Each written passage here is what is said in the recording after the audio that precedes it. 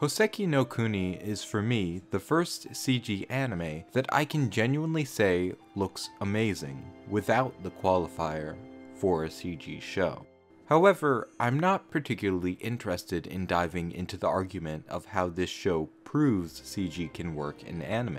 I've never had any doubts to that regard, for CG is simply another medium of expression that, particularly in the field of anime, is still fairly new and ripe for development. What I would like to focus on in this video is what exactly makes this show so enjoyable to watch, particularly with the role that the visuals play in creating such a great experience. While I watched through this show, all in one sitting might I add, I was overcome with a sense of awe at how this show pulls you along with its direction. The camera work, animation, and use of color and lighting all work in tandem to create an experience that kept me enthralled from start to finish, even through the few times where the story itself seemed to fall behind. What I found in this show is a sense of direction and vision in the execution of the visuals that I rarely see outside of KyoAni's works. Many studios produce works that are visually impressive to be certain, and that have unique visual style. But the reason I draw the comparison to Kyoto Animation is because in their works you can often find a distinct attention to not just the movement on the screen, but also the framing of the shot itself. How it seems they are always trying to find unique ways to frame a shot, especially in regard to something seemingly mundane, and how they use that uniquely framed shot to express subtle information about the characters visually, such as the trademark shot of the character's legs. Houseki no Kuni takes a different approach, but one that is extremely effective. Every scene seamlessly blends into the next, making for an experience that never loses its grip. I found myself transported to this new world, despite the fact that the setting itself is ultimately rather simplistic, the vast majority of it being a pretty but not especially breathtaking grasslands. The camera's positioning lends everything a sense of character. Oftentimes in CG anime, because it is much easier to move the camera than it would be in a 2D show, they seemingly overutilize it just because they can. Houseki, however, wisely restrains itself. The camera's movement doesn't draw away from the experience, but rather enhances and further allows for a greater level of immersion. It is used with clear purpose, not merely thrown about sporadically. When the camera does float along on occasion, the subtle pull draws your eyes into the scene, and fleshes out the surroundings. Never are there any harsh or confusing cutaways. It always maintains a visual center point, gently guiding your eyes where it wants you to look, and making sure it keeps that center so that even the most hectic of battle scenes are exciting and easy to follow. Houseki utilizes a nice balance between close-ups, medium shots, and long shots. Any given scene will generally give us a glimpse of at least two of these three, and it allows for them to highlight both the facial expressions of the characters but also the full body movement of the characters. And that movement is what brings us to the animation. If you've listened to some of my podcasts where I talk about favorite characters of mine, you may be familiar with my love for hair and its vast potential as an expressive tool. I'm happy to say Houseki brings its all in this respect.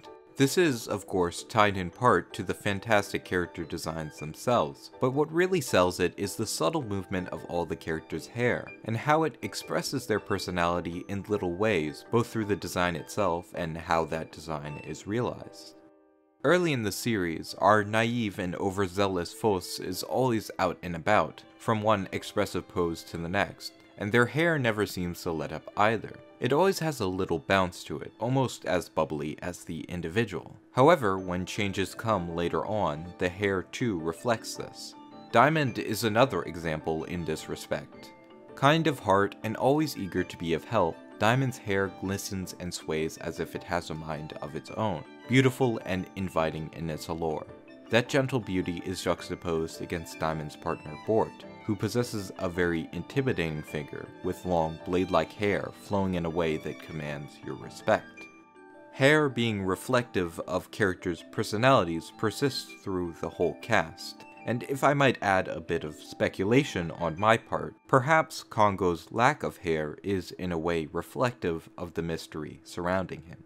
I mentioned earlier how Fos bounces from one expressive pose to the next, and I think it's true of all the characters. I mean this not merely in the sense of facial expressions, well executed as they are, but what I really love about the show's animation is how it utilizes the characters' whole bodies. There is a great level of care taken to express the gems' personalities through their demeanor itself. Characters are often in poses and positions that create clear differences in height and distance, often indicative of the power structure and relationships between them. Generally, the cast interacts not only verbally, but physically.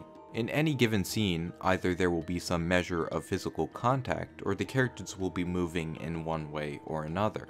The difference in their movement, or in their reaction to outward contact, such as a pat on the head from the Kongo sensei they admire so, can be incredibly telling. We don't need to learn about the characters through a common type of expositional scene wherein other characters talk about someone and hint at various personality traits of theirs, when we can see it clearly reflected visually, which I believe to be a much more powerful means of expressing such. This aspect to the animation persists from the everyday even to the most dramatic of battles, and is another way with which we come to love the entire squad of gems, even those with whom we spend little time. Lastly, I would like to touch on the use of color and lighting. It is fairly obvious that a show wherein the main cast is gems would inevitably be pretty colorful, but I still can't ignore the effect it has. As I mentioned earlier, the setting is pretty simplistic, but this simplicity gives plenty of room for our cast to shine within it. Even when it comes to the color scheme of the setting, it ranges from the bright blue and light green of a warm sunny day to the reddish orange of the setting sun and the cool blue of the night sky.